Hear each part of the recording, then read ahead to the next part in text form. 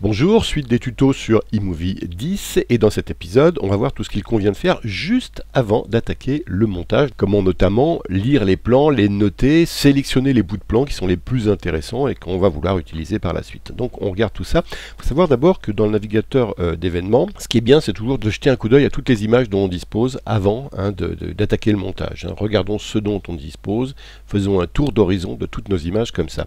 Alors il y a ce premier outil qui s'appelle le skimmer ou le survol. L'outil de survol, vous voyez ici, ça nous permet assez rapidement de voir à la vitesse qu'on veut à la souris, comme ça en se déplaçant à la souris, nos images. Et puis vous voyez qu'il y a des infos, alors elles ne sont pas forcément là ces infos, qui notent notamment le nom du clip et tout ça. On n'est pas obligé de les afficher, on n'en a pas forcément besoin. En fait, pour ces présentations, afficher ou masquer les infos du survol. Voilà, donc je vais les masquer et si je voulais les réafficher, ce serait là, afficher les infos du survol. La barre rouge, c'est le skimmer. Dès qu'on clique quelque part, pof, vous voyez, elle se transforme en blanc parce que là, c'est plus un skimmer, c'est plus du survol, c'est de la tête de lecture. Et pour lire, ici, on appuie sur la barre espace. Et regardez, quand on lit, la barre, ce coup-ci, elle est blanche. Si j'arrête de lire et que je me déplace, ma barre blanche, elle reste à l'endroit où elle est. Voyez, mais je peux me déplacer pour repérer autre chose. Donc ça permet d'avoir voilà, garder un endroit en mémoire, ici avec la barre blanche, la tête de lecture, et en même temps chercher ailleurs, voir si on a quelque chose de mieux. Je me dis finalement que ce passage-là, ce serait mieux, voilà, donc je mets ma tête de lecture ici, et je lis ici. Autre chose, quand on balade le skimmer ici, si j'appuie sur lecture, automatiquement ça va se transformer en tête de lecture, le skimmer se transforme en tête de lecture à l'endroit où on est. Je retape pour espace pour arrêter, je vous remontre. Ici je me balade dans le clip, je vais taper sur espace, pof, regardez, la barre blanche tout de suite à la place du skimmer et tête de lecture. Donc vous voyez ici, il y a aussi autre chose qui est utile, c'est de mettre le magnétisme. Alors le magnétisme, il se met ici, présentation magnétisme, ça permet plus rapidement d'aller à un début de clip. Hop, regardez, hop, je m'arrête au début à la fin du clip. Parce que c'est magnétisé, voilà, donc ça aussi c'est utile de l'avoir, enfin ça dépend des fois, moi je trouve ça assez utile, je le mets. Vous remarquez qu'ici quand je fais le survol on n'entend pas le son, et par contre quand je suis en lecture, on entend le son derrière. Si je veux avoir le son pendant le survol, c'est possible également, présentation audio lors du survol. Et vous voyez que là, maintenant je survole avec l'audio ici. Moi en fait j'aime pas trop, je le trouve dérangeant celui-là, donc je préfère l'enlever, mais voilà, il y a des gens qui préfèrent travailler avec. Pour lire, il y a d'autres outils que la touche espace, ici, espace pour arrêter. Il y a les touches JKL qui sont les touches les plus importantes du montage. Et ça, il faut que vous appreniez à vous en servir parce que vous mettez trois doigts finalement, l'index, le majeur et le suivant, je ne sais plus comment il s'appelle. Enfin, en tout cas, vous mettez trois doigts, une sur chacune des touches. Et alors, regardez, L, c'est pour aller en avant.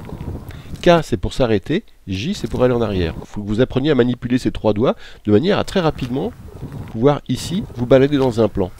Car ici je m'arrête.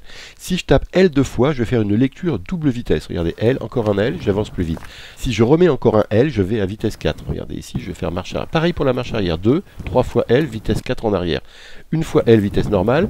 Encore une fois L, vitesse double. Encore une fois L, vitesse 4.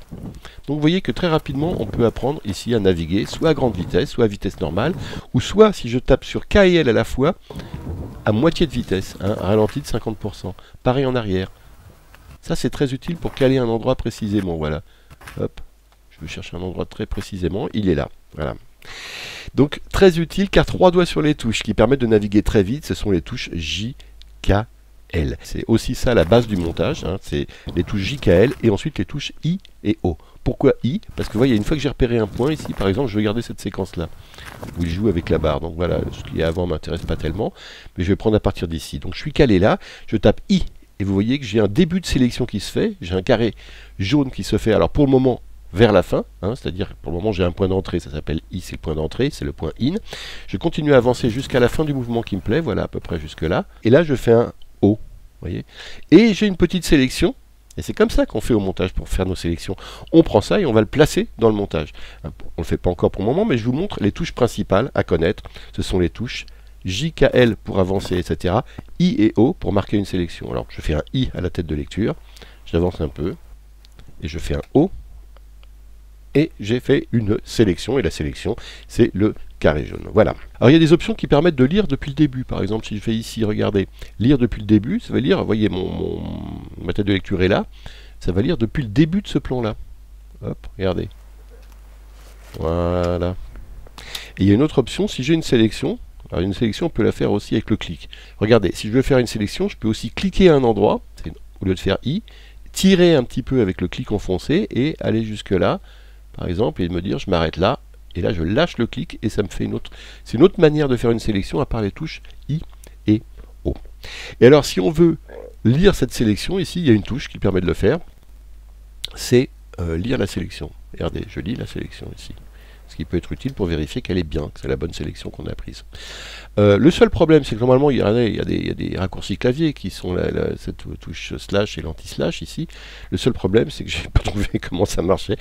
En français, je ne sais pas ce que c'est un bug de iMovie, mais si j'essaye de faire slash ou anti-slash, hein, c'est avec la majuscule, paf, ça ne marche absolument pas.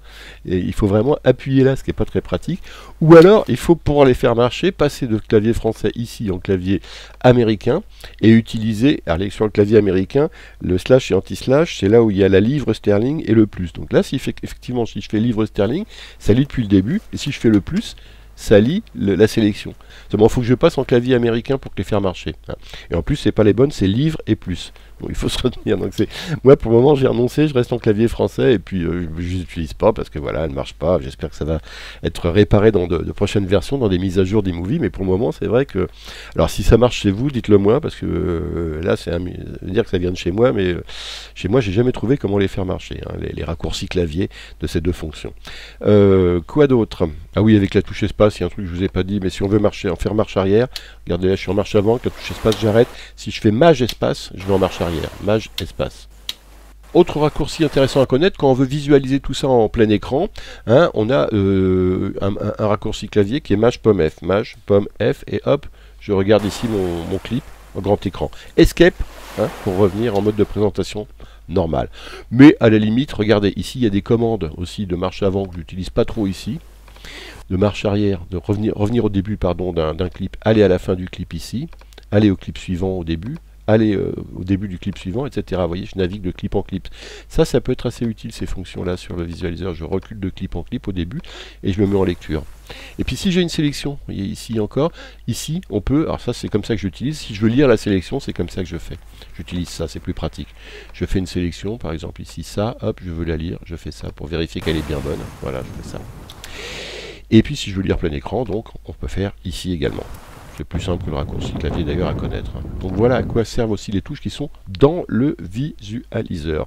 Maintenant, on va voir quelque chose de bien. Maintenant qu'on a appris un peu à manier le skimmer et à faire une sélection in et out, on va voir à quoi ça sert. Alors pour sélectionner tout un clip, on a vu qu'on pouvait être, si on est dessus, on fait X. Il y a une autre manière, c'est de double-cliquer dessus. Je double-clique, là je le sélectionne. Ce clip, je trouve qu'il est vraiment bien ou vraiment mal. Hein. Par exemple, il y en a un qui est inutilisable parce que l'image est dégueulasse. C'est lequel déjà? Je double-clique dessus pour le sélectionner et je me dis, je vois pas bien ce que je vais pouvoir utiliser ça. Parce que franchement, c'est trop en mouvement. Et j'ai un autre qui est plus stable ici de plan de ce phare. Donc là, celui-là, je me dis, je vais pas l'utiliser. On peut le marquer ici en rejeté. C'est-à-dire, je lui marque en rejeté. Je fais ça, marquer, rejeter. Vous voyez, il y a une barre rouge qui s'affiche, ça veut dire que c'est pas une bonne image. A l'inverse, si j'ai un plan dont je suis très fier, par exemple celui-là, si je veux le lire, la sélection, voilà, je suis assez content de ce plan là, hop, je vais le mettre en vert cette fois-ci, je fais le marquer en favori. Hein. Voilà, ici. Alors on peut faire ça avec des plans, c'est rarement le cas, parce qu'il y a toujours des passages qui nous plaisent moins dans un plan. Mais on peut tous, si on veut éliminer ce qu'on vient de faire, on sélectionne les deux plans ici, les deux marquages, et on va faire déclasser, ou U, le raccourci clavier. Donc voilà, U ici, je les déclasse, les barres rouges et vertes qu'il y avait sont maintenant parties. En fait, on va faire plutôt, et c'est ça l'intérêt avant un montage, c'est de commencer à repérer plutôt sur des bouts de clip. Alors imagine, je prenais mon premier plan. Je me dis, qu'est-ce qui va être bien dans ce plan-là? Qu'est-ce que je vais pouvoir utiliser dans mon film? Alors je commence à avancer avec mes touches JKL. Je dis, ça c'est pas mal. Le petit bout là où il commence, avant que le vent arrive. Hein. Là, en gros plan, ici, on est sur lui presque depuis le début. Oui, donc je mets un point I au début. Et puis je vais aller jusqu'au moment où à peu près, voilà, où ça s'élargit. Hein. Là, c'est moins bien. Hein. Au moment, voilà, ici, à partir de là, c'est plus très bon. Donc je fais un point O, et cette sélection, je fais F pour la mettre en favori. Hop, ici. Maintenant, ici, je vais prendre le plan moyen, ici, je me dis, tiens, ça aussi, cette partie de plan, elle est pas mal. Je fais IN, un I, jusqu'à ce qu'il se retourne et qu'il ait fait un tour complet, voilà. Cette partie-là me semble intéressante, je fais O, et je mets un F, ici. Et puis je continue, bon an, mal an, voilà, par exemple, la partie où il va sauter, je peux aussi faire comme ça pour les sélectionner. Je peux aussi, plutôt que de naviguer, je peux aussi, tiens, je prends de là jusqu'au ce qui soit là-haut, avant qu'il redescende. Et ça aussi, ça me plaît bien, F. Par contre, la partie là, où il redescend pour aller là, elle n'est pas très belle, donc celle-là, je la resélectionne ici, et puis toute cette partie-là, j'en ai vraiment pas besoin, donc je la rejette. Donc je vous rappelle, c'est Delete ici, et là je mets un truc rouge. Et je fais ça avec tout mon film, regardez ici, hein, voilà, cette partie-là me plaît, ah ouais, c'est bien. Hop, je la mets en favori, F. Alors ensuite, ce qu'on peut faire, c'est dans la présentation, et regardez ici, là j'ai tous les plans pour le moment, mais je peux choisir de n'afficher que les plans verts, c'est-à-dire les parties vertes. Et là, automatiquement, regardez, je n'ai que les petites parties vertes que j'ai sélectionnées. Alors là, je peux très simplement avoir les meilleures parties de mon film. Ou alors, si je veux garder beaucoup de choses, je peux aussi masquer les plans jetés. Dans ce cas-là, j'ai tout, sauf les petites barres rouges que j'ai mises, hein, qui pour le coup sont plus affichées maintenant, elles sont plus présentées, elles sont plus là. Elles sont toujours là, les images sont toujours présentes dans l'ordinateur, mais elles ne sont plus affichées, on ne nous les présente plus puisqu'on n'a pas envie de les utiliser. Donc voilà. C'est une manière avant d'attaquer un montage. Si vous faites ça sur l'ensemble de vos rushs, que vous sélectionnez les parties favorites et que vous rejetez les parties qui sont pas belles, ensuite vous pouvez soit en mettant masquer les plans jetés, soit mieux encore, si vous avez vraiment trié vos images favorites en affichant que les favoris, ben maintenant vous pouvez faire le montage très facilement parce que vous aurez déjà trié tout ce qui n'est pas bon dans votre film et vous n'aurez gardé que l'essentiel, ce que vous voulez utiliser. C'est beaucoup plus simple de construire une histoire une fois qu'on a sélectionné les bons bouts de plan plutôt que d'avoir la masse entière de ces images, hein, surtout quand on tourne beaucoup.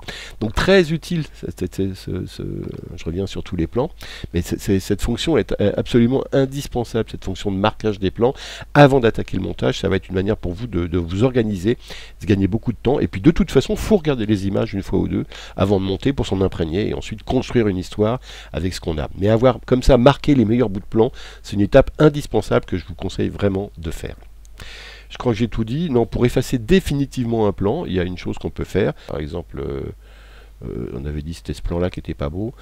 Ce plan-là, je peux faire pomme delete ou fichier placé dans la corbeille ici. Mais on nous prévient quand même une dernière fois, attention, si vous faites ça, c'est que si vous annulez vraiment le fichier, c'est-à-dire qu'il ne sera plus du tout disponible le plan. Et maintenant qu'on a bien préparé nos petits bouts de plan et qu'on a vraiment tous nos favoris d'afficher, et ben la prochaine fois, vous allez voir, on va rentrer dans ce qu'on appelle le montage. Merci et à bientôt.